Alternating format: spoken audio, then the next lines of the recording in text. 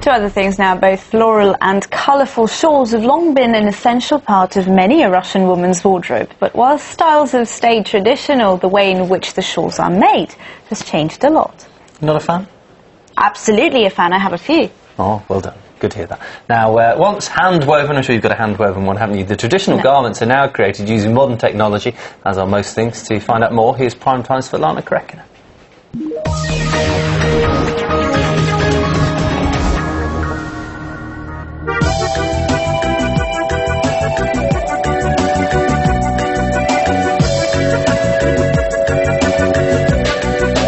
The flowers of Russia on your shoulders. That's the slogan that inspires those who work at this shawl factory to create pieces of clothing that look like masterpiece paintings. This is our traditional design, bright flowers on a black background. This shawl is very large and warm, but we also have lighter silk versions for the summer. And for a little extra something, our shawls are richly decorated with a fringe. They're known as Pavlovo Posad shawls and have been made in the ancient town of Pavlovsky Posad, some 60 kilometers east of Moscow, for more than 200 years.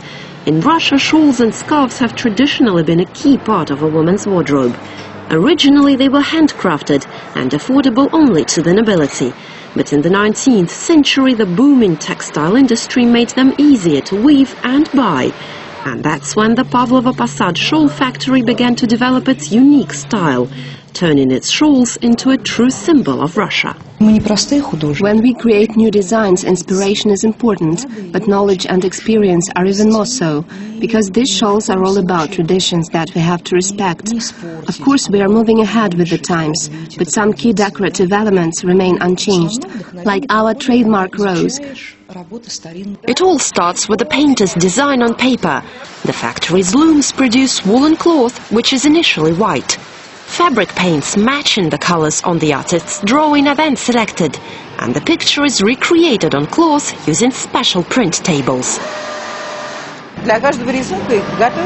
For each design that's going to be printed on a shawl, we make a set of stencils. The colours are printed onto the fabric separately, one by one. Up to 20 different colours are usually used for a single shawl, so it's quite a complicated process. Over the years, the factory turned shawl making into a unique craft.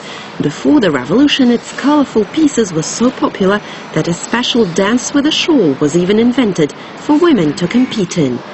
In Soviet times, production continued to grow, with Pavlovo Posad shawls winning top prizes at trade fairs at home and abroad. But although nowadays most of the work is done by the machines, some parts of a shawl, like its fringe, are still woven by hand. A fringe of a shawl like this one takes about 2 hours to complete. The tricks of the trade are passed down from generation to generation. Nadezhda's been working here for almost 20 years. Shawl making runs in her blood. No, the machines cannot do everything. It takes a lot of practice, but for me it was easy because both my grandparents and my parents worked here. We even had a special weaving and knitting lessons at school to learn the trade. The shawls can be used as headwear or put around the shoulders or waist. Every year the factory produces some 400 types of shawls, kerchiefs and scarves from wool, cotton and silk. Here, ancient traditions and modern technologies come together so that any woman can get herself some flowers to wear. Svetlana Karekina, Prime Time Russia.